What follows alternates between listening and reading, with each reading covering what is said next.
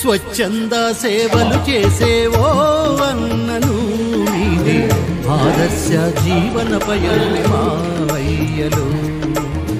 త్యాగాల మూర్తులు మీరే మా అక్కలు, మీకు చేతులెత్తి దండం పెడతాం మా తల్లులు, మీకు చేతులెత్తి దండం పెడతాం మా తల్లులు.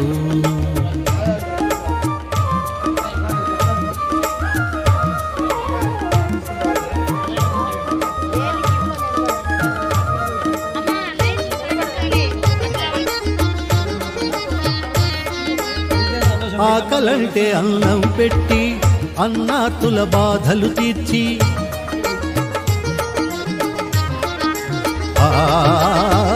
ఆకలంటే ఆకలంటే అన్నం పెట్టి అన్నార్తుల బాధలు తీర్చి కలిసిమెలిసి ఆదరించి సమస్యను మీరు జయిస్తే కలిసిమెలిసి ఆదరించి సమస్యను మీరు జయిస్తే జాలి గుండె మనిషికి ఎంతో గౌరవాన్ని తెచ్చేనంట స్వచ్ఛంద సేవలు చేసేవో అన్నలు ఆదర్శ జీవన పయనమి మాయలు మీది ఆదర్శ రెండవ మెడికల్ క్యాంప్ని పెట్టుకుంటున్నాము. గత 2 నెలల క్రితం జరిగినటువంటి కార్యక్రమంలో మా డాక్టర్లందరూ ఇచ్చేసి కార్యక్రమాలు చాలా విజయవంతం చేశారు. మళ్ళీ రెండోసారి ఈ క్యాంప్ జరుగుతుంది. ఇలా ప్రతి 2 నెలలకు ఒకసారి ఈ కార్యక్రమం కంటిన్యూ అవుతుంది. మన సంయుక్త సేవ తరఫున నెల్లూరు డాక్టర్ జట్టి శేషారెడ్డి విజ్ఞాన కేంద్రం ఆధ్వర్యంలో, అదేవిధంగా IMA సహకారంతో, మన జేవీ సహకారంతో ఈ కార్యక్రమాన్ని మనం నిర్వహిస్తున్నాం. ముఖ్యంగా మనం సంయుక్త సేవా సంస్థ ద్వారా చాలా కార్యక్రమాలు నిర్వహిస్తున్నాం. ఇది ఈ రూరల్ ఏరియా, మాస్ ఏరియా కాబట్టి ఎక్కువ మందికి బీపీ, షుగర్లు, ఇతరత్ర జబ్బులు, బెడ్డు జబ్బులు, ఉమిత్తులు, నెమ్ము జబ్బులు ఇట్లాంటివన్నీ ఎక్కువగా ఇక్కడ ఉన్నందువలన ఈ ఏరియా అయితే బాగుంటుందనే ఉద్దేశంతో ఈ ప్రదేశాన్ని ఇంప్రూవ్ చేసుకొని నిర్వహిస్తున్నాం.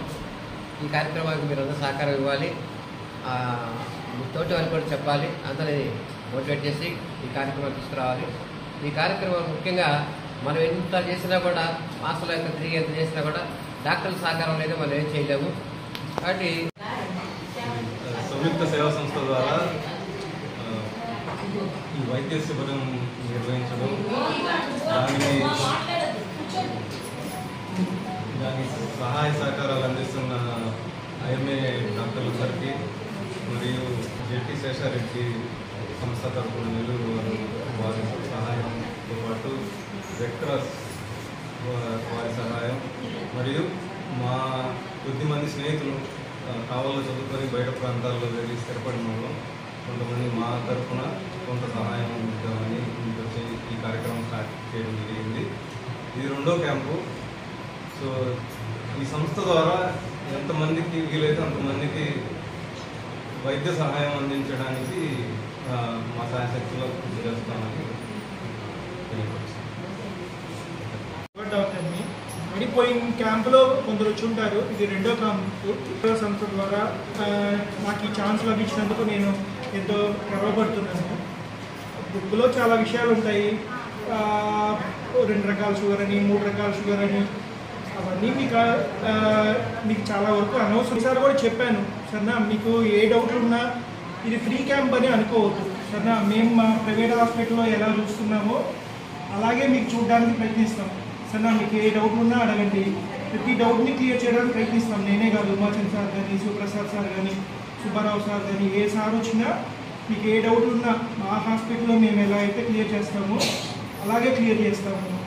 మీకు అన్ని మంచి మందులే తీసుకొస్తున్నాము. సంయుక్త సేవా సంస్థ వారు, జట్టి శేషారెడ్డి మెమోరియల్ సంస్థ వారు ఇక్కడ నుంచి మంచి మందులే తీసుకొస్తున్నారు.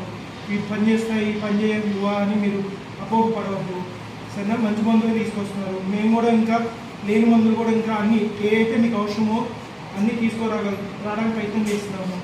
ఇంకా ECG మిగతా పరీక్షలన్నీ కూడా తీసుకురావడానికి ప్రయత్నం చేస్తున్నాము. కాబట్టి ఇవి షుగరు, ఇవి అవి అని కాకుండా మీకు ఏ డౌట్ ఉన్నాయో మీరన్నీ ప్రతి ఒక్కరు మీ మనసులో ఏ డౌట్ ఉన్నాయో ప్రతి ఒక్కరు అడగండి. అన్నీ మా వరకు మేము ఏదైతే చెప్పగలవో అన్నీ చెప్తాం. ఒకటి, మీరు కొన్ని విషయాలు తెలుసుకోవాల్సింది ఏంటి అంటే, ఒకసారి వస్తే పోదు కాబట్టి మీరు కొన్ని మార్పులు అనేది చేసుకోవాలి. ఖచ్చితంగా మందులు అనేది వాడాలి, సరేనా. ఒకసారి ఏదో ఒక నెల వాడి, ఒక నెల మందులు వాడి తర్వాత మానేసే జబ్బు కాదు. దాంతోపాటు మీ ఆహారంలో కూడా కొన్ని మార్పులు చేసుకోవాలి. అది ఏం చేసుకోవాలనేది నేను అన్ని తర్వాత కూడా మీకు చెప్తాను, ప్రతి పేషెంట్ చూసేటప్పుడు మీకు చెప్తాను. దాంతోపాటు మీకు వ్యాయామం ఏం చేయాలి, ఏ ఆహారం తీసుకోవాలన్నీ కూడా మేము చెప్తాము. ఇంకొకటి ఏంటంటే, ఇంకొకటి వాళ్ళు వీళ్ళు చెప్పారని చెప్పి సరేనా ఏ ఆకులు అలములు అవి ఇవి తిని లేదా పచ్చబొట్లు పుచ్చుకోవడమో లేదా సూది మందులు వేసుకొని షుగర్ తగ్గిపోతుందని అవి ఇవి చేసుకొని షుగర్ పెంచుకొని మనకు రావద్దు, సరేనా. అవన్నీ పాత పద్ధతులు. అక్కడ ఏదో చెన్నైలో ఇంజక్షన్లు చేశారు, షుగర్ తగ్గిపోయింది, లేదా అక్కడ ఏదో గోళీ మందులు ఇచ్చారు, నాటు మందులు ఇచ్చారు, వేప మందులు ఇచ్చారు అని అవి వేసుకుంటే తగ్గిపోయింది సరేనా అని అట్లా చేసి మీరు షుగర్ పెంచుకొని రావచ్చు సరేనా. మామూలుగా 180 దాకా ఉండొచ్చు, తినక ముందర 120 దాకా ఉండొచ్చు సరేనా. ఆ 120 నుంచి మామూలుగా 140 వరకు మామూలుగా మందులు లేకుండా మీరు నచ్చినా సరిపోతుంది సరేనా. తిన్న తర్వాత కూడా 180 నుంచి 200 దాకా మీకు మాత్రలు లేకుండానే కంట్రోల్ అయిపోతుంది. వాళ్ళకి ఏంటంటే ఈ మధుకూర్ జ్యూస్ అని కానీ, లేకుంటే ఏదో వేప మందులు కానీ, లేకుంటే ఇంకోటి ఏదైనా ఇచ్చి తగ్గించామని చెప్పి టీవీలో ప్రచారం చేస్తారు. వాళ్ళకి నార్మల్గా ఏంటంటే మందులు లేకపోయినా కూడా కంట్రోల్ అయిపోతుంది సరేనా.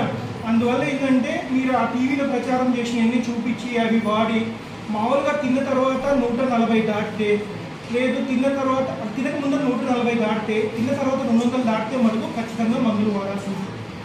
అది మీరు ఎవరైనా గుర్తుపెట్టుకోండి. తినక ముందర 140 దాటినా, తిన్న తర్వాత 200 దాటితే మీరు ఖచ్చితంగా ఏ వేప మందులు తిన్నా, ఏం సన్న మెంతులు పొడి చేసుకున్నా కంట్రోల్కి రాదు. ఖచ్చితంగా మాత్రలు వాడాల్సింది.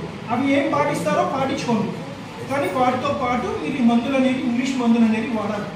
వాడకపోతే ఏమవుతుంది, రెండు రకాలు అంటే మీ ఒంట్లో చిన్న నాడులు ఉంటాయి, పెద్ద నాడులు ఉంటాయి. చిన్న నాడులు దెబ్బతింటే అంటే కాళ్ళు నరాలు ఇవన్నీ దెబ్బతింటాయి. పెద్ద నాడులు దెబ్బతిన్నాయంటే కిడ్నీలు, గుండె అవన్నీ దెబ్బతింటాయి. అవి ఒకసారి రివర్సిబుల్ ఇర్రివర్సిబుల్ చేంజెస్ అంటారు. అవి ఒకసారి ఇర్రివర్సిబుల్ చేంజెస్ అంటే మార్పులు జరిగినాయి అంటే ఇంకా మనం వెనక్కి తీసుకోరాము.